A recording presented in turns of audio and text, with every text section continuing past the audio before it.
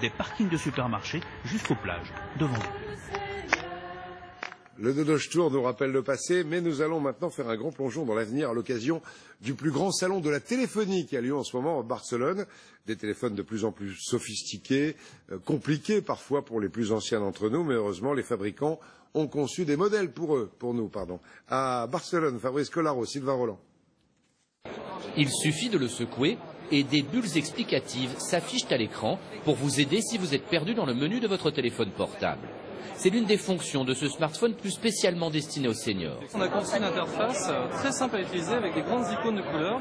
Ensuite, on va pouvoir également écrire facilement un texto avec ce petit stylet qui s'intègre dans l'appareil. Et puis, dernière fonctionnalité, la touche SOS qui va permettre d'alerter les proches qu'on a préprogrammés jusqu'à 5 numéros, mais aussi d'avoir accès à un opérateur qui va décrocher 24 heures sur 24, 7 jours sur 7. 90% des gens n'utilisent que 10% des possibilités de leur téléphone. D'où l'idée pour les constructeurs de proposer des modèles plus adaptés à certaines tranches d'âge. Pour les seniors, on peut par exemple avoir un smartphone doté d'un clavier qui n'est pas virtuel. Et pour les jeunes enfants, le téléphone peut aussi devenir ludique avec ses yeux qui transforment l'appareil en un petit personnage. Une marque spécialisée dans les appareils pour personnes âgées propose, elle, un téléphone pour les malvoyants. On rajoute ce petit accessoire sur le téléphone et il devient aussitôt un téléphone sur lequel il est facile de repérer son doigt. Je vais pouvoir me promener sur le menu par les touches haut et bas.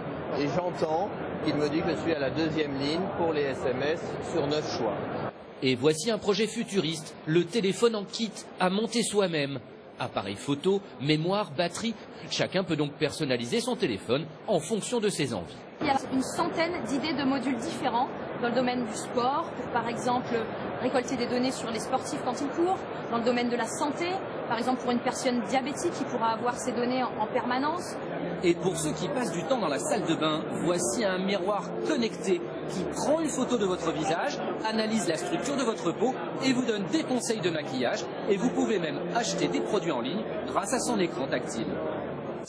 On n'arrête pas le progrès avec Fabrice Collaro. Du sport maintenant et une facile victoire du Paris Saint-Germain hier en quart de finale de la Coupe de France. Une excellente équipe.